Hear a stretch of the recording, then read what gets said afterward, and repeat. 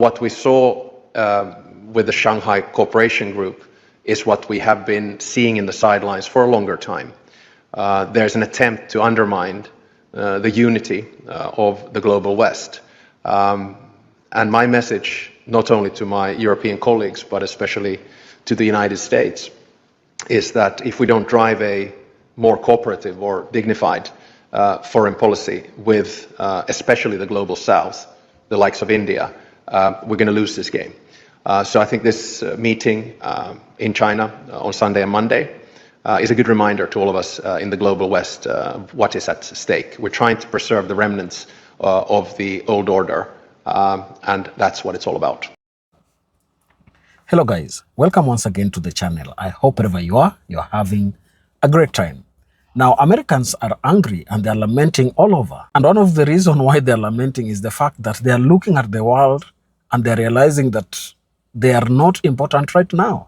President Trump has made America a difficult ally to cope up with, because looking at how he has related with other nations, his foreign policy is not really what other diplomats would say that it is any better. And this can be revealed by the summit that was held early this month, where Chinese president came together with his counterparts from Russia and North Korea.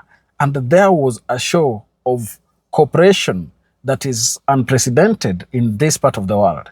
I can tell you that what is going to happen by the organization or even the summit that was held in China is really revealing that the West has collapsed. We have had many times Shahid Bolsen tell us that America has fallen. The Western nations, Europeans, they don't have anything right now that they can use to threaten or even to micromanage the world leaders as it were before, because their leverage is diminishing. And to make it worse, President Trump made America become a laughingstock, because looking at his foreign policy, nobody would wish such kind of a foreign policy exist for their country, because it is all erratic. Nobody knows what will happen today or even what will happen tomorrow. And then we saw President Trump lead based on his emotions. And these are not the best attributes someone can use to lead global stage. Despite the fact that he's being called the president or the leader of the free world, as it were, his leadership has been compromised. China is standing up to take up this space that America has left. And most Americans right now are really wondering where their country is headed to. I came across some clips online where Americans were complaining left, right, and center. And they are saying, how did Trump make us sink this low? Because right now, things can happen without us being involved. Remember, there was that BRICS that was formed before. And then right now, we have this Shanghai Cooperation Organization that is going to bring anti-Western forces together so that we have a continent that has two forces of power. We'll have the Western axis of it and then the Shanghai axis of it. So I want you to listen to some of the complaints that Americans have been giving out about this entire debacle. Then we shall talk in the end. But before we dive in, please, if you're watching us for the first time or if you're coming across this channel for the first time, kindly consider subscribing. We promise you great content going forward. And then we are also on our journey to reach 100,000 subscribers. So please just help us achieve this dream. Let's watch this, then come back and share our thoughts. So I'm guessing the world really ain't fucking with us no more, huh? Because how the fuck do you have a big ass summit in China and then not invite the United States? Yeah, that shit sound weird. Y'all peep this shit.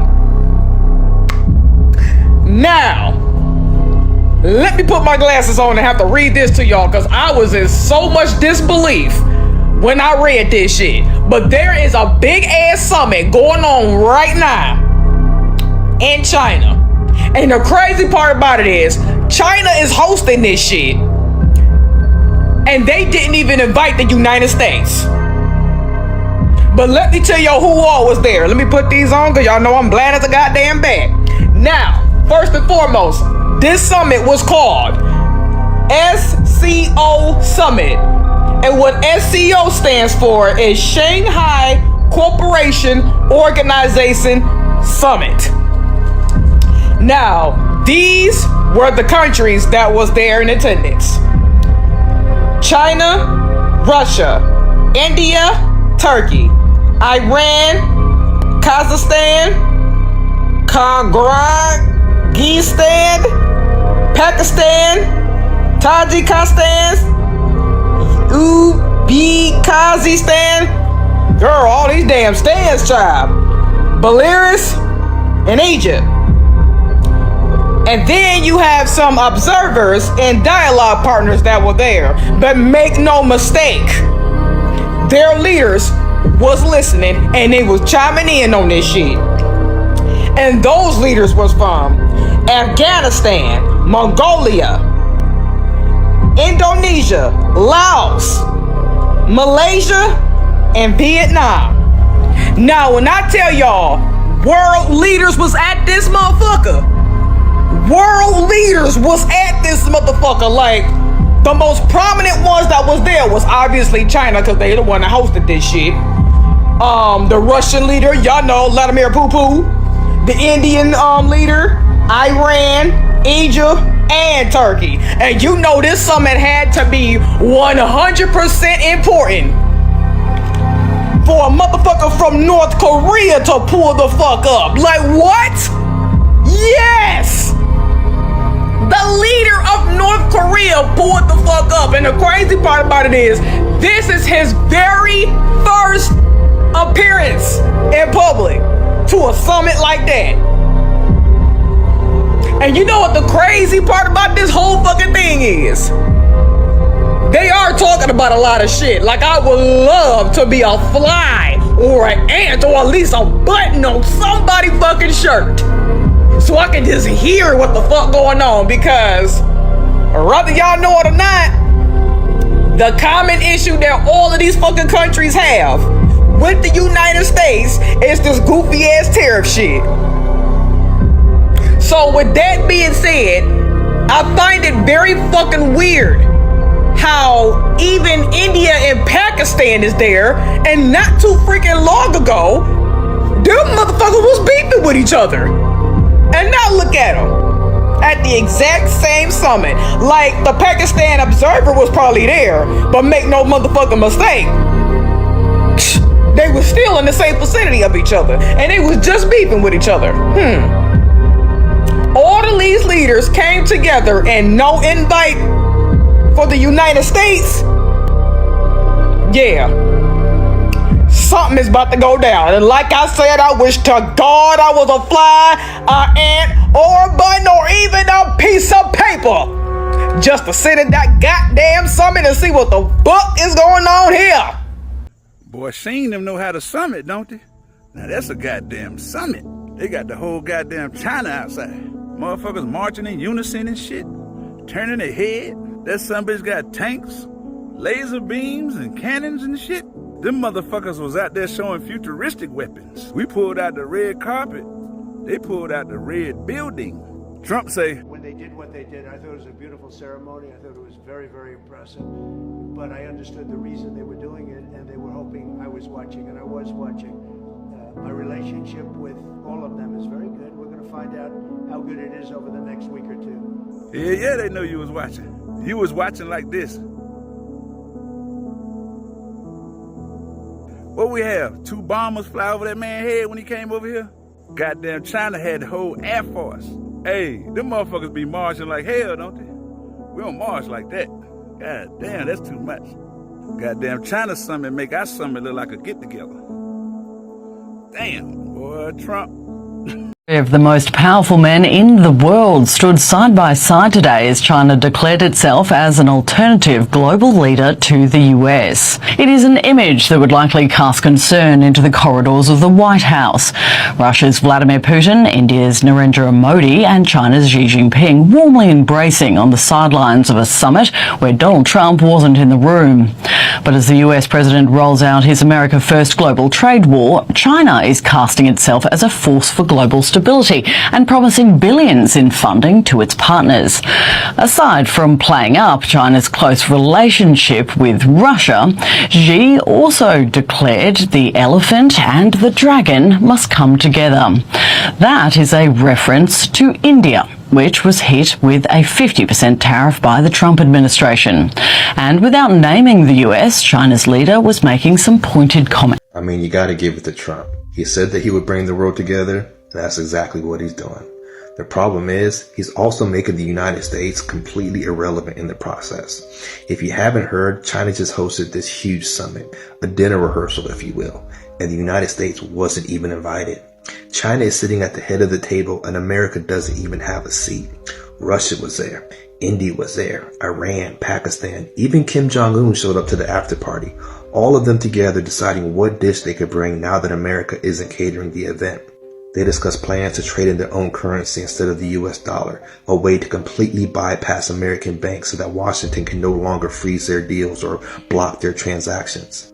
They talked about building their own emergency fund, a backup to the IMF, so that when countries go broke, they don't have to sell their economies off to US corporations just to get a bailout. They talked about using China's GPS system instead of ours. They talked about laying down pipelines and railways that avoid US control. They talked about setting up digital payment networks that make American sanctions almost useless. Dish by dish, they're preparing for a world not catered by the United States, and everyone is bringing something to the party. China is bringing the checkbook, the satellites, the leadership. Russia is bringing oil, gas, nuclear weapons, forestry, farmland. India has 1.4 billion people, the fastest growing economy on earth. It's bringing code, engineers, factories. Turkey has a bridge between Europe and Asia controlling pipelines and railways. It has the Bosporus Strait, one of the most critical waterways on earth. Iran has oil and gas. Iran has the Strait of Hormuz, one of the world's most important shipping lanes. Iran also has decades of practice surviving US sanctions. Pakistan has nuclear weapons. Pakistan also has a massive young population. It also has geography that connects Central Asia to the Arabian Sea, opening up trade routes and ports and pipelines. Central Asia has oil, gas, uranium, rare minerals. It also has the Silk Road corridor, the bridge that connects the east to the west. Whoever controls those routes controls the flow of goods, energy, and armies across Eurasia. The world is preparing for their independence. For decades, we told ourselves that the world couldn't function without us, that the dollar was irreplaceable, that no global deal would happen without Washington's blessing, that we were the glue holding it all together. But with great power comes great responsibility, and America has been grossly irresponsible with that power. So while we were busy bullying the world into submission, they were quietly building a plan B. And this Tianjin summit was the reveal of that plan B. A dinner rehearsal for a world where America is not at the table, where America is not providing a dish. Trump called himself the peace president, the man that would end forever wars, the man that would bring the world together. Well, the world is coming together, and the plan isn't to attack America and to start another war. The plan is to build a future where America doesn't even matter at all. Pour you a cup of tea. I guess you could say it's a follow-up to a previous cup. Yes, last week I poured you a cup of tea about Voldemort Poontang getting way too close to our airspace via the way of Alaska.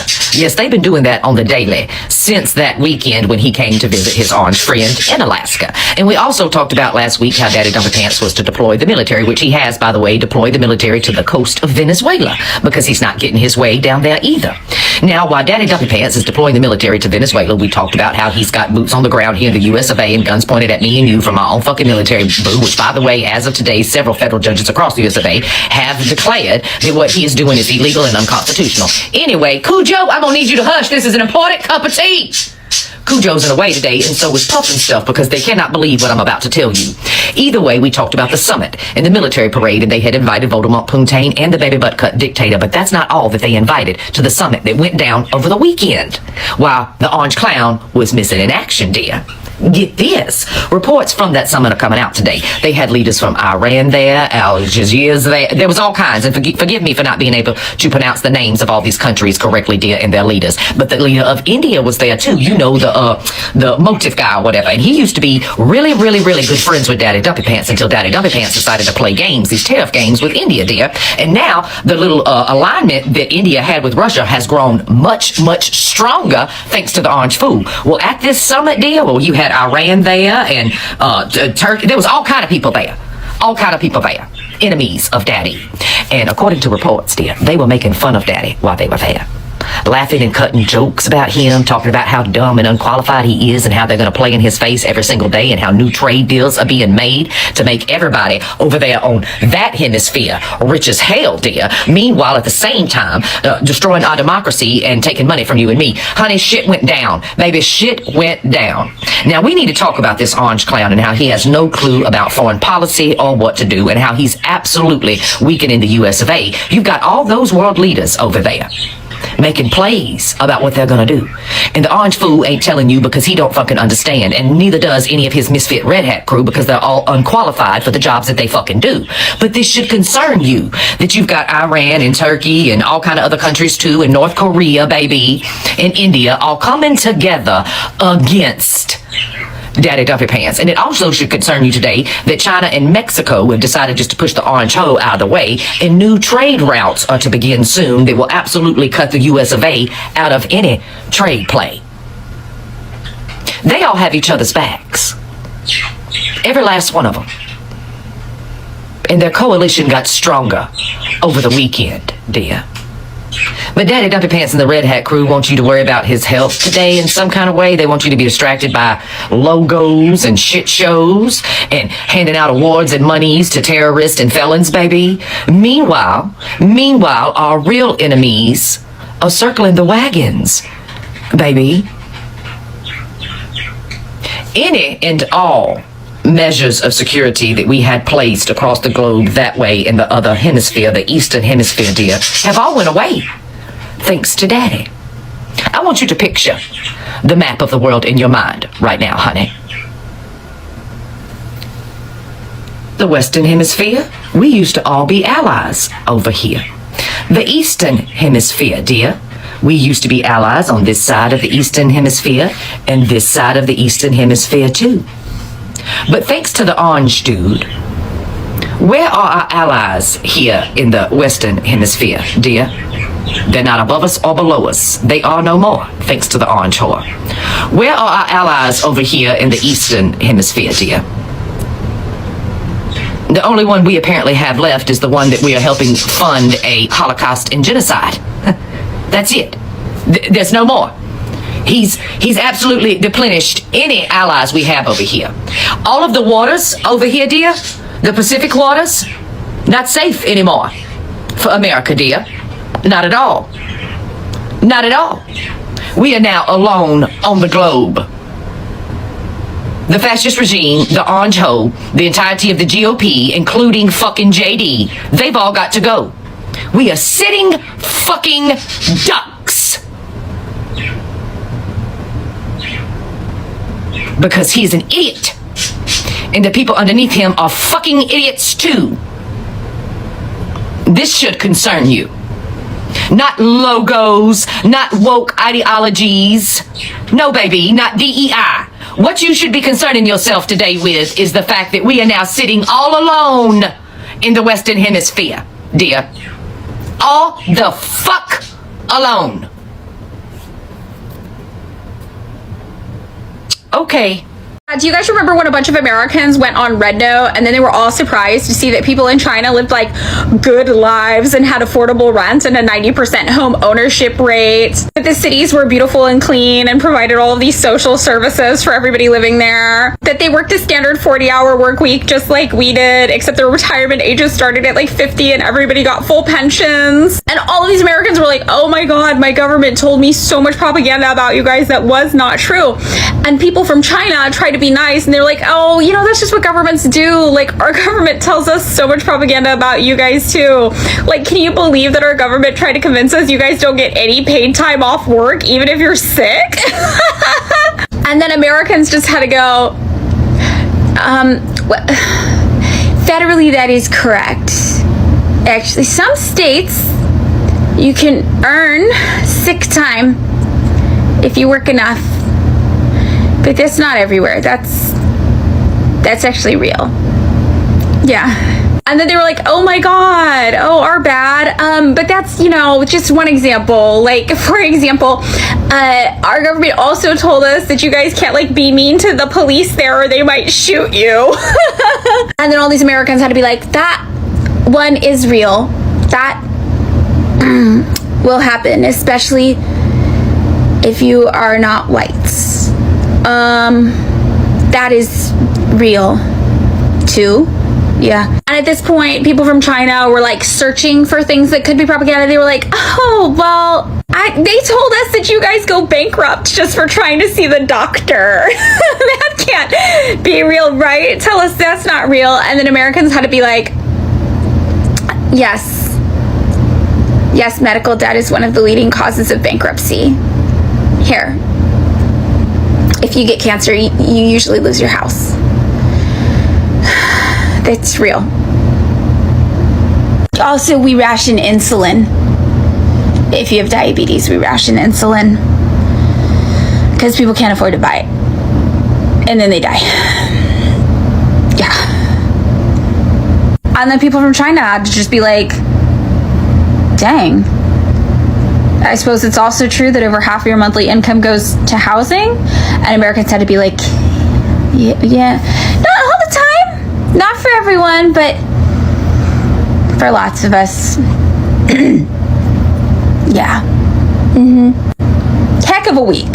Heck of a week that was in terms of global information sharing. That's all I'm saying. So Americans are worried because they're looking at Trump and they're seeing the level of backwardness that this president has is quite baffling for them. They are wondering what this kind of presidency will mean for the entire global representation of America, as it were, because we have known that America has always been considered as the leader of the free world.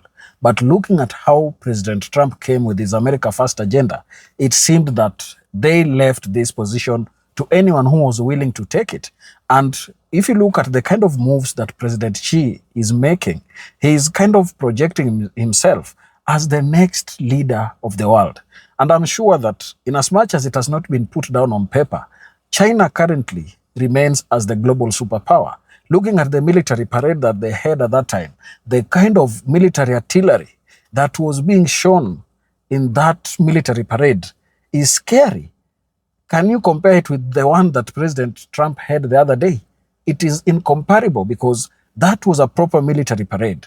Everybody was happy and people were surprised looking at the great military strength that China has. And I guess it is one of the leading countries in the world when it comes to expenditure in military.